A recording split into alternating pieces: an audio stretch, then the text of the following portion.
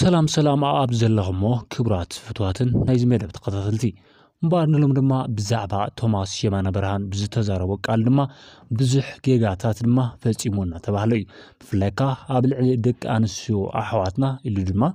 ندك انسيو بينن هوت زدفا اللي دما دكنن خالو سدرن زما حدرا سيويكا سينجل مام نابلا نبعلن زصوعا ጎደሎ ታቴን ይል በምጽውዕ ድማ ዝያዳ ኣብዚ ሕዚ ሰዓት ድማ ከቢድ ዝበሃል ቅሉላው ገጢሞሎ ቶማስ የማነ ብርሃን ማለት እዩ ምዚ ተኣሳሲር ድማ ብፍላይ ኣብ ስዑድ ዓረብን ካልኦት ሃገራትን ተሰዲደን ዝነበራ ኣሕዋትና ድማ ብናይ ኤርትራዊ ተዋሳኢ አርቲስት ቶማስ የማነ ብርሃን ማለት እዩ ብዝተዛረቦ ዘረባማ ኣዝየን ከም ዝሓዘና እናተገለጸ እዩ ኣብዚ ጉዳይ እዚ ጥራሕ ደቂ ኣንስትዮ ኮይኾና ድማ መላ ኣውዳት ወይ ከዓ ደቂ ተባዕትዮ እውን ከይተረፈ ዘባህላዚ ጉጉ እዩ ዘገላልጻ እዚ ድማ ንደቂ ኣንስትዮ ኣሕዋትና ዘይገልጸንን ንዓዓተን ዝምጥን ቃል ኣይኮነና ተባህለ ይርከብ ማለት እዩ ቶማስ ኣብ ናይ ሓደ ዩቲዩብ ቻናል ቀሪቡ ኣብ ዝዛረቡ ካብቶም ዝነበሩ ሓደ ደቂ ኣንስትዮ ወይ ከዓ ሲንግል ማም ማለት ጎዶልነት ማለት እዩ ንሱ ካብ ዝተዛረቡ ብቕንዕና ወይ ከዓ ንሱ ካብ ዝተረድኦ ክኸውን ይኽእል እዩ እንተኾነ ግን ቶማስ የማነ ብርሃን ከም ዝተዛረቡ እንድሕር ኮይኑ ድማ ኣዶነት ክቡር መንነት እዩ ግን ከዓ ሲንግል ማም ግን ዘይቅብሉን ጎደልነት እዩ ድማ ክብል ተዛሪቡሎ ሲንግልነት ወይ ከዓ ቤና ንውላዳት ትዕቢ ጽቡቕ ኣይኮነን ወይ ከዓ ጎደሎ ይሟል ሲዕብ ድማ ሓንቲ ብዝኾነ ይኹን ብናይ ህይወት አጋጣሚታት ምስቲ ዝነበራ ናይ ሓዳር በዓል ገዛኣ ምስቲ ፈላለ ድማ እንሆ ንበይና ስድራን ናብራን ወይ ከዓ ደቂ ኣንስትዮ ዕብየሉ ክያዱ ድማ ከም ጽቡቕነት ክረኣይ ይውልን ብፍላይ ድማ ኣብዚ ሰዓት ደቂ ኣንስትዮ ብፍላይ ኣብ ናይ ባዕልን ስራሕ ዝተሰማርያ ኣብ ናይ ባዕልን ዓለም ዝነበራ ድማ ምስቲ ናይ ሓዳር ክቡር መንነት ብምንጻግ ድማ እንሆ ሲንግል ማም ይሕሸኒ ሓደ ክልተ ሰለስተ ስለ ዝወለድኹ ድማ ንዓቶም ዘመሓድር ሃብትን ጥሪትን ንብረትን ስለ ዘለን ድማ ወዲ ኣየድልየንን እዩ ወዲ ማለት ዝቆጻጸረካ ካብ ሰዓት ክሳብ ሰዓት ካብ ህይወት ክሳብ ህይወት ኢሉ ዝድርተልኻ ደረት ማለት እዩ ለንዛምና ብዙሓት ኣዋልድ ስለ ዘለዋ ሲንግል ማምነት ማለት ድማ ጎደለነት ኢሉ ገሊጽዎ ቶማስ የማነ ብርሃን ብሓደ ገጹ ወላ እኳ ልክዕ እንተኾነ ብሓደ ገጽ ወላ ኣይኹን ድማ ብፍላይ ከዓ ኣብዚ ሰዓት ብፍላይ ኣብ ናይ ኣርቲስታት ተዋሳእቲ ክኾን ይኽእል ሙዚቀኛታት ዝረአ ጉዳይ እዩ ካብተን ሓዳር ዘለዎን ሓዳረን እናኣለያ እቲ ናይ ተውህቦ ጸገአን ዝገብራ ብኢድ ዝቁጸራ እየን እንተኾነ ግን እተን ዝበዝሓ ግና ሓደ ክልተ ምስ ወለዳ ድማ ነቲ ዝነበረን ክቡር ሓዳር ብምብታን ድማ እንሆ ናይ ባዕልን ህይወት ምራሕ ጅምራ እቲ ቀንዲ ምኽንያትን ክዛረባን ከለዋ ድማ ሲንግል ማምነት ጥዑም እዩ ዝቆጻጸረካ ኣካል የለን ሰዓት ክልተ ውፃእ ሰዓት 6 ወላ ሓደ ህይወትኻ ዘግድሶ ነገር የለን ስለዚ ንስኻ ነፃነትኻ ዘእወጅኻ ሰቢኻ ኩላ ድማ ሓሳባትን ይገልጻይን እንድሕር ዘይኾነ ድማ ሓንቲ ናይ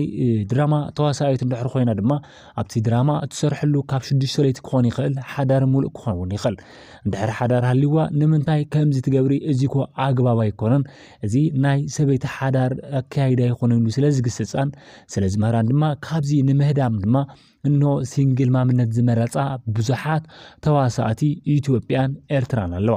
ሙዚቀኛታት እውን እንተኾነ ካብ ሃገር ናብ ሃገር ወይ ከዓ ካብ ዞባ ናብ ዞባ ንምስግጋር ድማ ካሓስባን ከለዋ ዘይኸውንን ጌጋ እዩ ኣብ ዝበሃላሉ ሰዓት ድማ ነዚ ማሕለኻ ወይ ከዓ ዕንቅፋት ኢሎን ዝሓስቦ ሓዳር በቲነን ድማ ሲንግል ማምነት ጥዑም ዝብል ድማ ካብ ግዜ እናብ ግዜ እናበርትዕን እናሓየልን ዝኸድ ዘሎ እዩ ቶማስ የማነ ብርሃን ድማ ዝተዛረቦ ዘረባ ልክዕ ምዃን ድማ ብዚ ይሕብል እንተኾነ ግን ተገፊዐን ኣብ ልዕሊ ደቂ ኣንስትዮ ብዝበጽሐን ግፍዒ ፍርቅን ከዓ ተገፊዐን ተወቂዐን ተጸፊዐን ድማ እቲ ዝነበረን ሓዳር ድማ ትክድተን ኽእሉ እዩ ድሕሪ ድማ ኣብ ኢድ ሰብ ንዘይምውዳቕ ክብላ ድማ እቲ ናይ ሲንግል ማምነት ድማ ድሕሪ ሕዚ ወደይ ይረን ድሕሪ ሕዚ ናይ ሰብ ገጽ ክርአ ይኽእልን ነታ ጓለይን ነቲ ወደይን ወይ ከዓ ነቶም ውላደይ ድማ ብኢደይ ክሰሪሐ ከብልዖም የይልን ድማ ንዘለዎን ህይወት ድማ ካብቲ ዘለዎን ህይወት ንደቀን ኸፊለን ዝነበራ ድማ ብዙሓት ሲንግል ማም ወይ ከዓ ንበይነን ኮይነን ደቀን ዘዕብያ ዝተቀደሳን ዓብዪ ክብርን ንደቀን ዘለዎን ከም ዘለዋ ድማ ሁላትና ንፈልጦ ጉዳይ ማለት እዩ ስለዚ ቶማስ የማነ ብርሃን ድማ ንዘናዳታት ዚአን ከይተንከፈ እንተኾነ ግን ዝጎደለን ነገር ዘየለ ኢሉ ድማ ነቲ ናይ ነፃነት ዓለም ክቀላቀላ ወይ ከዓ ናብቲ ናይ ነፃነት ዓለም ንምእታው ኩላ ድማ ነቲ ሓዳርን በቲነን ድማ ኣነኮ ሲንግል ማም እየ نوديكو بمول زعيو زلخو أنا يكلا يسمع مغنياتو حادارن بمقبارن دما نتي حزل لو كم دلاين كأتوا كمسا منتي كتعمن تبايل دما زبتنا بزحاتين نابنت كابتوا ساعتي إيرترا كابتوا ساعت تجراي كاب موسيقى تجارو كاب موسيقى إيرترا دما نتقاس اندحر تبايلو موسيقى حادارن كخدو سلازي يقول دما نا كاب حاداري تفلالي ተዋሳኢነትን ሓዳርን ስለ ዘይጣዓሙ ድማ ምስ በዓል ገዛ ተፈላለየ ዝብላ ድማ ብዙሓት ደቂ ኣንስትዮ ከም ዘለዋ ድማ ሁላትና ንፈልጦ ጉዳይ ማለት እዩ ስለዚ ቶማስ የማነ ብርሃን ድማ ነዚ እዩ ክኾን ዝኻለ እዚ ቀዛፍ እዩ ንዝመፅእ ትውልድ ድማ ካብ ሓዳርን ትውልድን ዘረሓቕ ሕማቕ ውሳነ እዩ እሞ ሲንግል ማምነት ድማ ብዙሕ ክድገፍ ዘይብሉ ጉጉይን ጎደሎን ናብራ ይኩል ድማ ገሊፅዎ ኣሎ እዚ ድማ እቲ ዝበዝሕ ዋላ እኳ ኣይረድኦ እዮም እምበር እቲ ፍርቂ ዝበሃል ሰብ ድማ ንቶማስ የማነ ብርሃን ድማ ደጊፍዎ እዩ ማለት እዩ ምክንያቱ ንሰን ከም ድላይን ክደርፋ ወይ ከዓ ኮንሰርት ክሰርሓ ምእታን ነቲ ህፃን ካብ ቡኡ ብምፍላይ ድማ ንሰን ድማ ኣብ ኣሜሪካ ይኹን ወይ ከዓ ኣብ ካሊእ ዓዲ እናሓደራ ነቲ ዝተወለደ ህፃን ድማ ናብ ወለዱ ብምፅጋዕ ድማ ወይ ከዓ ዋላ ምሳእ ይምበርበር ንሓደ ሰሙን ንሓደ ወርሒ ገዲፋ ብምኻድ ድማ እቲ ህፃን ክዓብየሉ ዝኽእል ስነ ስርዓትን ህፃን ከመይሉ ክዓቢ ከም ዘለዎ ካብ ናይ ወለዱ ፍቕሪ ርሒቑ ክዓቢ ዝገብር ሕማቕ ውሳነ ሲንግል ማም ምዃን ድማ ኩላትና እንዝንጉዖ ጉዳይ ኣይኮነን እዚ ድማ ቶማስ የማነ ብርሃን ዝተዛረቦ ዓብዪ ሓቂ እዩ ማለት እዩ ስለዚ ነተን ዝተገፍዓ ደቂ ኣንስትዮ ኣሕዋትና ካብ ኢድ ሰብ ንዘይምርኣይ ወይ ከዓ ዳግም ንወዲ ተባዕታይ ንዘይምርኣይ ክብላ ድማ ብኢደን ገዲፈን ብኻሊእ እናሰርሓ ዝነብራ ደቀን ዘመሓደራ ድማ ንዓኣተን ድማ ሲንግል ማማት ዘይኮና ዝበሃላ ድማ እተን ንውላደን ክብላ ሂወተን ዝገበራ ኣዴታት ምዃነን ድማ ኩላትና እንዝንጉዖ ጉዳይ ኣይኮነን እዚ ቶማስ የማነ ብርሃን ትኩረት ገይሩ ዝተዛረበሉ ግና ብፍላይ ከዓ ኣብ ናይ ሙዚቀኛታትን ኣብ ናይ ተዋሳእቲ ካብተን ሓዳር ዘለዎን ንሓዳርን ዝበተና ይበፅሓ ኣብ ደረፍቲ ሙዚቃ እውን እንትኾነ ካብተን ምስ ሓዳረን ዘለዋ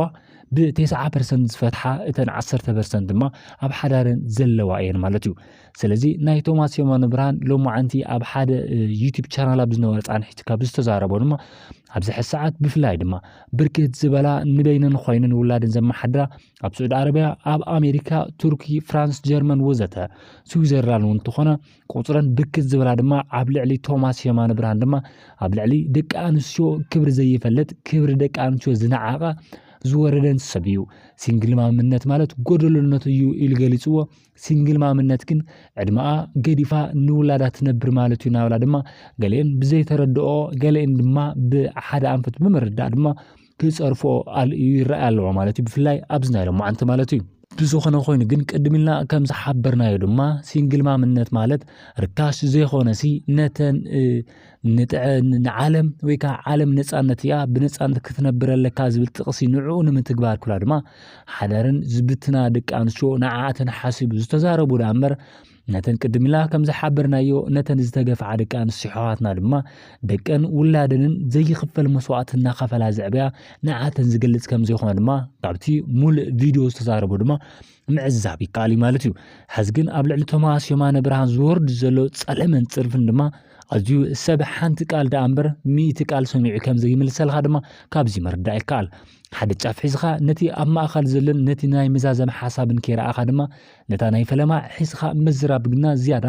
ብዙሕ ዘይምንባብን ብዙሕ ዘይምፍላጥን ዓቕሊ ዘይሞላውን ዘርድአካ እዩ ማለት እዩ ስለዚ ዝኾነ ይኹን ነገር ድማ ካብ ፈለማ ክሳብ መወዳእታ ምስ ወዳእኻ ድማ ሓሳቡ እንታይ እዩ ትኽክለኛነቱ እንታይ እዩ እቲ ጌጋኸ ኣየና ኢልካ ምስማሚኻ ድማ